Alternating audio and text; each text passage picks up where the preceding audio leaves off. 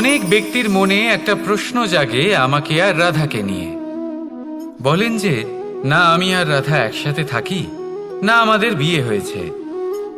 আমি এখানে দ্বারকাতে, ও ওখানে বর্ষনাতে, তাও এত ভালোবাসা কি করে? এ কেমন সম্পর্ক? আমি তাদের একটা সহজ কথা বলতে চাই।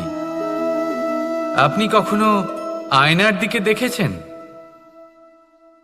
নিজের দুই চোখের দিকে তাকিয়ে জিজ্ঞাসা করুন, এই দুই চোখ একসাথে কেন বন্ধ হয়, একসাথে কেন খোলে, একসাথে কেন ঘুমোয়, একসাথে কেন কাঁদে? আজীবন কোনো এক মানুষের সাথে সম্পর্ক রাখা অবশ্যই সম্ভব, তাদের সাথে দেখা না করে। আমার আর রাধার ভালোবাসাও কিছুটা এরকমই, আর কিছুটা এরকমই হয় ভালোবাসা। দুই নয়নের